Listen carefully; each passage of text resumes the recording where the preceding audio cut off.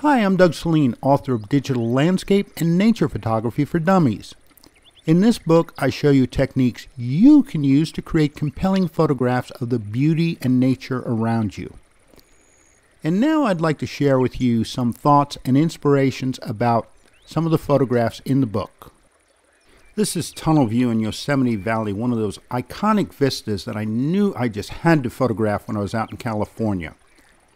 My decision was what time of the day to photograph it. To get good light, I needed either early in the morning or late in the afternoon.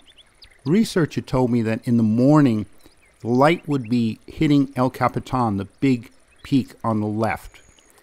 So I went early in the morning, and literally at this place you can get out of your car or the tour bus, walk over to the rail, and take the picture. Too many people do that, and they don't put any thought into what vantage point. So I moved around until all the elements in the frame fell into place and I had a nice, pleasing composition. And by the luck of the draw, I also had some beautiful clouds. This image was photographed on Pine Island, Florida. Sunsets are very special, especially when you've got some clouds in the sky. When I composed the image, I placed the sun over on the right side of the frame and had this wonderful reflection of the sun on the almost still water. I crouched down very low and I took several shots, and in one of them I had a bird flying right toward the reflection. When you photograph a sunset, don't put your camera away after the sun goes down. As long as the clouds don't go all the way to the horizon, you'll get some wonderful color on the underside of the clouds 10 or 15 minutes after the sun sets. This pelican was perched on a piling waiting for fishermen to come back in and give him a handout. So I knew I had some time to compose the image. I placed the bird on the right side of the frame and I carefully focused on the bird's eye. When you take a photograph like this, make sure the eye is in focus. Even if the rest of the bird is in focus but the eye is out of focus, people will think the image is out of focus.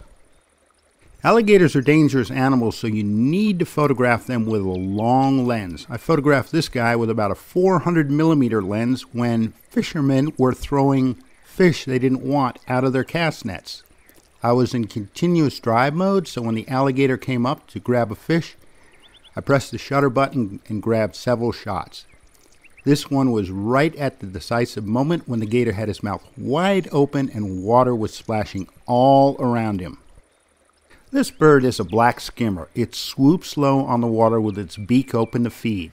I photographed several images of this bird, and this one turned out the best. The diagonal wake from the bird leads your eye right to the bird, and I've got a perfect reflection of the bird in the water as well. And the shutter speed was fast enough to freeze all of the action. I was out photographing wildlife with a long telephoto lens when I noticed a colorful dragonfly. Fortunately, the lens would focus close enough to where I was able to fill a good portion of the frame with the dragonfly. The combination of a fast shutter speed and a large aperture froze the dragonfly's wings and blurred the background nicely. Birds in flight are majestic, great subjects for photographers. To photograph a bird in flight, you pan the camera with the bird and snap the shutter at the peak moment. To create an image with star trails, you photograph the scene at night under almost a full moon.